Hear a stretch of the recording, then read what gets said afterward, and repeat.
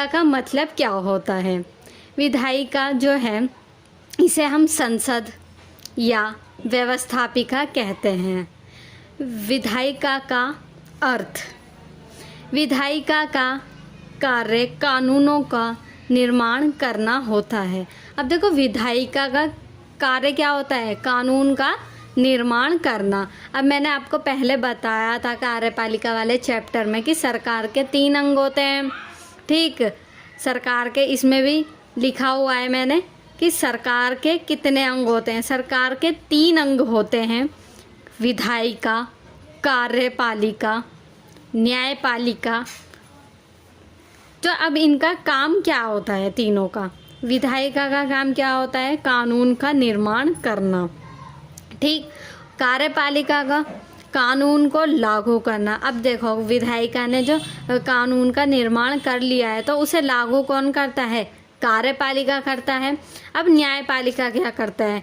न्याय पर समीक्षा करना। अब जो भी न्याय उसने दिया है उसके बारे में जो है पुनर्विचार करना, इसका काम किसका है? न्यायपालिका का है। तो ये सरकार के 3 अंग होते हैं। तो ये तीनों ही सरकार को चलाने में क्या करते हैं? मदद करते हैं। अब विधायिका का अर्थ आपको पता चल गया होगा कि क्या होता है। विधायिका का मतलब है कानून का निर्माण करती है। जब सरकार जो है जीत कर आ जाती है तो वह कानून का निर्माण करती है, तो उसे हम विधायिका कहते हैं। अब इसमें फर्स्ट पॉइंट है, संघ की विधायिका को संसद कहा जाता है। ठीक, संघ की मतलब कि इसमें संघ के रूप में क्या होती है? सरकार जो होती है काम करती है, क्योंकि सरकार के इसमें 3 अंग होते हैं तो ये तीनों ही एक दूसरे के साथ काम करती है, तो इसे संघ की विधायिका कहते हैं। यह है राष्ट्रपति और 2 सदन। यह राष्ट्रपति भी होता है, इसमें 2 सदन मैंने बताया था, लोकसभा और राज्यसभा। जो राज्य परिषद, राज्यसभा, ठीक है। अब राज्यसभा के जो सदस्य होते हैं, अब मैंने बताया था कि संसद के 2 सदस्य हैं, राज्यसभा और लोकसभा। जो लोकसभा है वह जनता का सदन होता है, राज्यसभा उसमें विधायक आते हैं। ठीक, अब राज्यों की विधायिका को विधानमंडल या विधानसभा कहते हैं। जैसे पूरे सेंट्रल लेवल पर संसद के 2 सदन होते हैं, लोकसभा और राज्यसभा, वैसे ही राज्य में भी होते हैं, विधान सभा होती है और विधानमंडल होती है। ठीक, अब नेक्स्ट टॉपिक है हमारा, हमें संसद की क्यों आवश्यकता है। अब हमें संसद की ज़रूरत क्यों है, किस लिए हमने संसद का निर्माण किया गया है। हमें संसद की आवश्यकता इसलिए है क्योंकि संसद हमारे देश की सरकार यानी सत्ता पार्टी के गलत या अनुचित निर्णयों का विरोध करती है।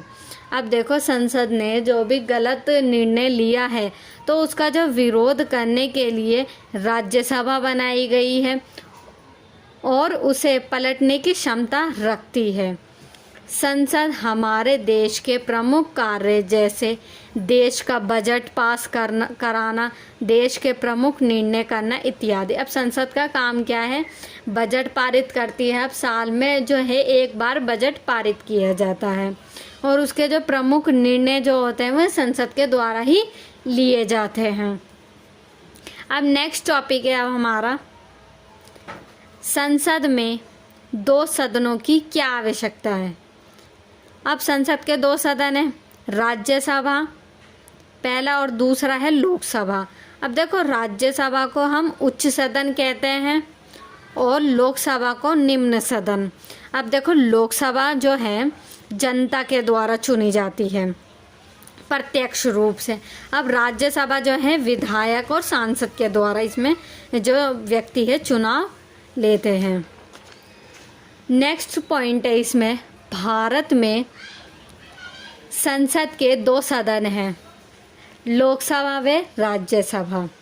ठीक, देश में लोकतांत्रिक शासन चलता रहे, प्रधानमंत्री यदि तानाशाही प्रवृत्ति में आने लगे तो उसे नियंत्रित करने के लिए राज्यसभा बनाई गई है।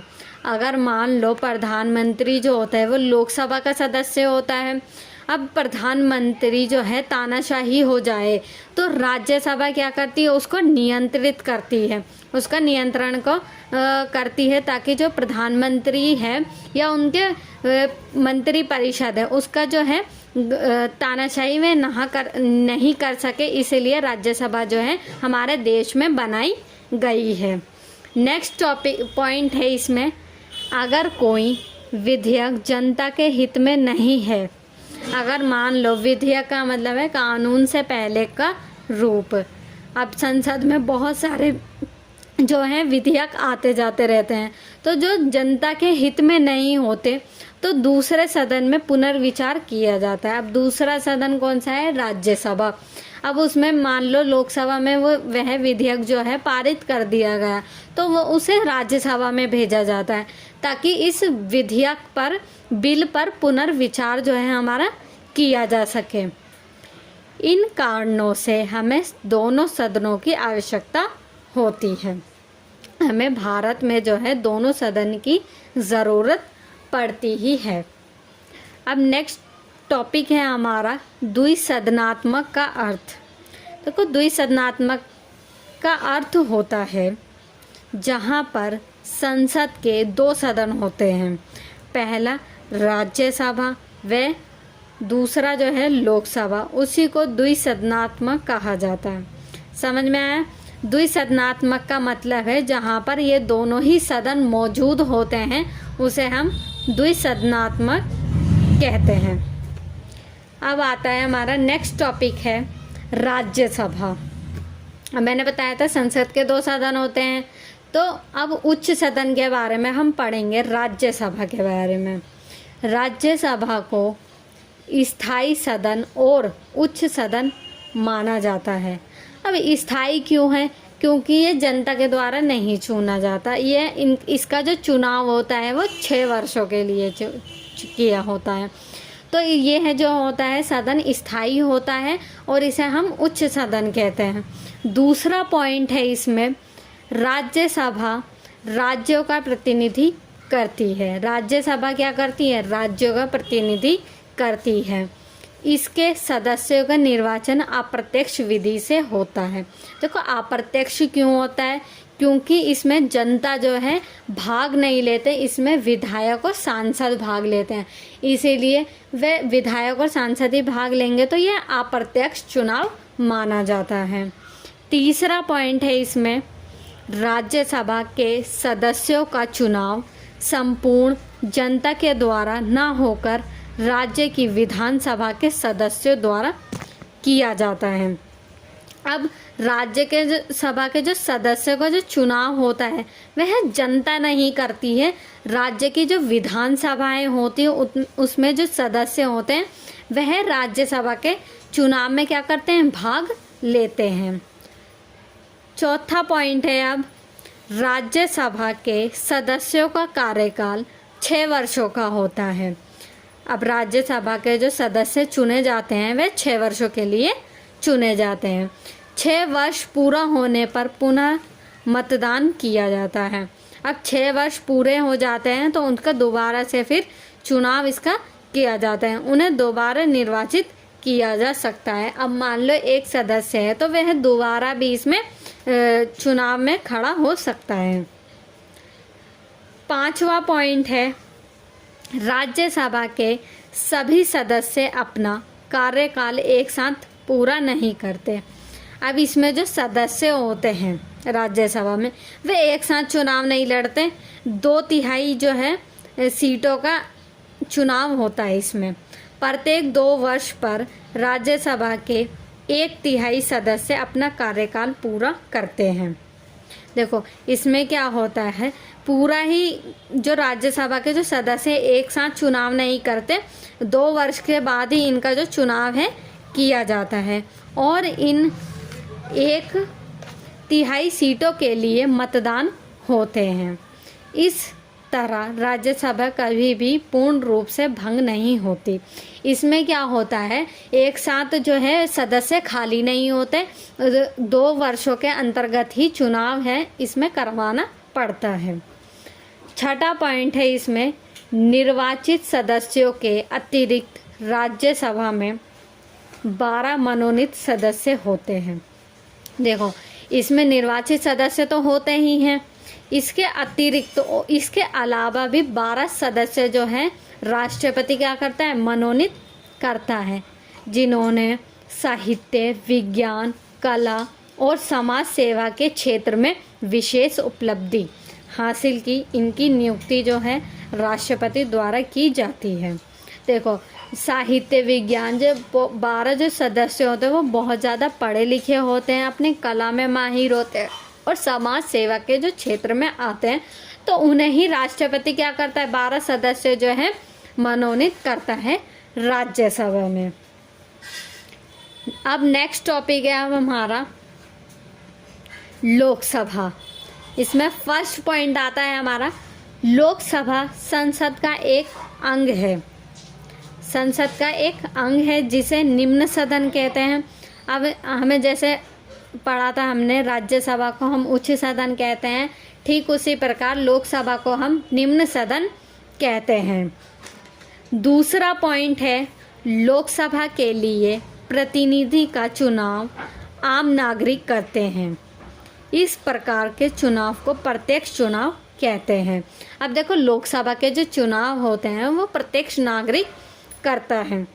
अब जैसे मान लेते हैं कि 2019 में जो चुनाव हुए थे, जिससे कौन सी पार्टी जीत कर आई थी, कमल की पार्टी जीत कर आई थी, तो वह जो है हमने प्रत्यक्ष चुनाव करवाया था। तो लोकसभा जो है जनता से प्रत्यक्ष रूप से जो है बंधी हुई होती है। तीसरा पॉइंट है, इसमें अधिकतम संख्या जो होती है, इसकी सदस्य संख्या 550 सदस्य हो सकते हैं। वर्तमान में लोकसभा के 543 निर्वाचित सदस्य हैं। अब वर्तमान में जो है लोकसभा के सदस्य कितने हैं, 543। 2 सदस्य एंग्लो इंडियन को राष्ट्रपति मनोनीत करता है। जैसे राज्यसभा में 12 सदस्य जो है राष्ट्रपति मनोनीत करता है, वैसे ही लोकसभा में भी 2 सदस्य जो हैं राष्ट्रपति मनोनीत करता है। और यह भी साहित्य, कला और अपनी जो समाज सेवा में परिपूर्ण होते हैं। चौथा पॉइंट है, इसका कार्यकाल 5 वर्ष निर्धारित है, ठीक, परंतु उसे समय से पहले भी भंग किया जा सकता है। अब ये जो सरकार है 5 वर्ष तक के लिए जो है चुनी जाती है, पर इसे समय से पहले भी हम भंग कर सकते हैं। जैसे कि बहुमत जब सरकार जो है खो देती है तो उसे समय से पहले ही हटाया जा सकता है। इसी वजह से जो है सरकार को हम कभी भी भंग कर सकते हैं लोकसभा में। अब राज्यसभा में क्या था कि जो स्थायी था, और इसमें क्या होता है, अस्थायी होते हैं। अब इसके अंतर्गत आता है 5वां पॉइंट है, भारत में संसदीय शासन प्रणाली होने के कारण लोकसभा अधिक शक्तिशाली है। अब भारत ने क्या है, संसदीय प्रणाली जो है अपनाई गई है, इसलिए लोकसभा को जो है हमने अधिक शक्तिशाली बनाया गया है, क्योंकि इसके सदस्यों का निर्वाचन प्रत्यक्ष रूप से होता है। क्योंकि जो हम सरकार का जो चुनाव करते हैं, निर्वाचन करते हैं, तो वो प्रत्यक्ष रूप से आम नागरिक करता है, इसलिए ये क्या होती है, शक्तिशाली होती है। इसे कार्यपालिका को हटाने की शक्ति भी प्राप्त है। अब कार्यपालिका पर भी जो है विधायिका ही अपना नियंत्रण रखती है। नेक्स्ट टॉपिक है अब हमारा संसद के कार्य। अब संसद के क्या क्या कार्य हैं? संसद के निम्नलिखित कार्य हैं। फर्स्ट पॉइंट है इसमें विधायी कामकाज। अब विधायी कामकाज में क्या क्या चीज़ें आती हैं कि संसद क्या क्या काम अपना करती है। संसद पूरे देश या देश के किसी भाग के लिए कानून का निर्माण करती है। संसद का पहला काम आता है कि कानून निर्माण कौन करेगा, तो संसद जो है अपना कानून निर्माण करती है। कानून बनाने वाली सर्वोच्च संस्था होने के बावजूद संसद प्राय कानूनों को केवल स्वीकृति देने का कार्य करती है। संसद क्या करती है, कानून पर अपनी क्या करती है, मर्जी प्रदान करती है। विधेयक को कब पेश करना है और उसका तय जो है मंत्रिपरिषद करती है। विधेयक कब हमें पेश करना है और उसको कब हमें लागू करना है तो वह मंत्रिपरिषद और प्रधानमंत्री ही तय करते हैं इसके अंतर्गत। दूसरा पॉइंट है इसमें कार्यपालिका पर नियंत्रण। अब कार्यपालिका पर कैसे नियंत्रित करती है संसद? संसद का सबसे महत्वपूर्ण कार्य कार्यपालिका को उसके अधिकार क्षेत्र में सीमित रखने तथा जनता जिनसे उसे चुना है के प्रति उसका उत्तरदायी सुनिश्चित करना। अब जो संसद का दूसरा काम क्या है, कार्यपालिका पर क्या करती है, अपना नियंत्रण करती है, क्योंकि संसद जो है आम जनता के द्वारा चुनी गई है और कार्यपालिका जो है अप्रत्यक्ष तरीके से चुनी जाती है। तीसरा पॉइंट है इसमें वित्तीय कार्य। अब संसद जो है वित्त से संबंधित क्या क्या कार्य करती है? संसद का यह भी कार्य होता है कि वह देश के वित्त से संबंधित कार्य को संभालती है। अब पैसे से जितने भी संबंधित कार्य होते हैं वह क्या कौन संभालती है? संसद संभालती है उसे। लोकतंत्र में संसद कराधान तथा सरकार द्वारा धन के प्रयोग पर नियंत्रण रखती है।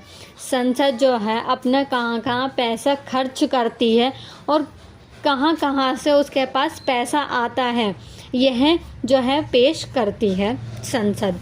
सरकार को अपने द्वारा खर्च किए गए धन का ब्यौरा तथा अनुमानित आय का लेखा जोखा संसद को सौंपना पड़ता है।